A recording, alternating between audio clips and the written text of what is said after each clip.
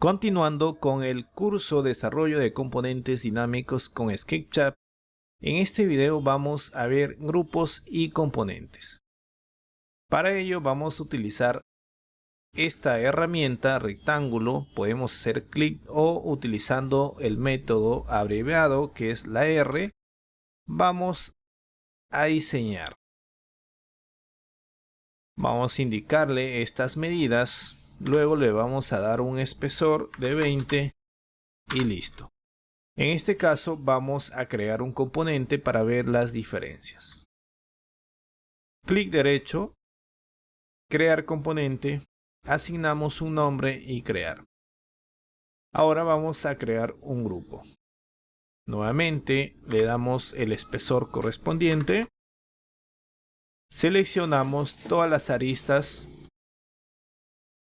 Podemos seleccionar de esta manera o 3 veces clic sobre el bloque. Clic derecho, crear grupo. Muy bien. La principal diferencia en grupos y componentes es que cuando generamos una copia en un componente, también se traspasan las propiedades. Por ejemplo, voy a generar esta copia. Y luego selecciono el grupo, voy a generar nuevamente una copia. ¿Qué quiero decir que traspasan sus propiedades? Es decir, cuando yo modifico esta pieza, la pieza inicial del componente también se va a modificar en la copia. Por ejemplo, clic derecho, voy a hacer un círculo central por acá. Y como podrás observar, también se modifica en la copia.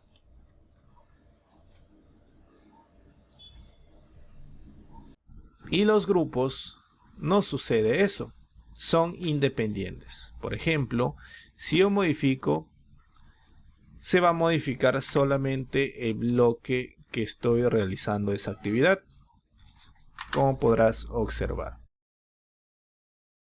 Entonces, los componentes se utilizan mayormente cuando vamos a utilizar, ¿no? O cuando se repite varios bloques. ¿Qué quiero decir con eso? Por ejemplo, si nosotros generamos varias copias que sean repisas, en este caso, y quiero hacer una modificación. Ok, simplemente modifico la principal y se modifican en las siguientes. Por ejemplo, vamos acá a hacer una pequeña modificación.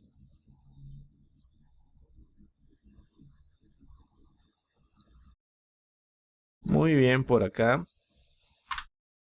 Como podrás observar, se ha modificado en todas las copias. ¿Qué pasa si yo solamente quiero modificar en estas 4 inferiores?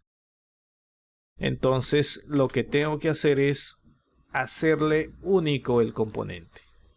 Por ejemplo, quiero que pierda esas propiedades, simplemente selecciono esta pieza y le doy clic derecho, convertir en único. Ahora yo voy a modificar las piezas inferiores. Como podrás observar, la pieza o el componente que le hemos indicado que sea único no se ha modificado. Y los grupos entonces lo vamos a utilizar para agrupar componentes. Muy bien, por ejemplo, quiero agrupar estas repisas o estos componentes, clic derecho, crear grupo. Ahora, ¿cómo identifico un grupo y un componente? En bandeja predeterminada tenemos una ventanita que se llama esquema. Si tú no lo tienes activa, simplemente vas a ventana, bandeja predeterminada y acá puedes seleccionar. Por ejemplo, si yo lo elimino, simplemente voy a ventana, bandeja predeterminada, voy a esquema. En esquema te van a aparecer todas las entidades dentro del área de trabajo, es decir, grupos y componentes. Los grupos te van a aparecer un solo bloquecito en la parte delantera y los componentes 4 bloques. Y también los grupos o componentes que tienen más en la parte interna te va a aparecer con una flechita. Tú haces clic y se despliegan los componentes que están dentro de ese grupo.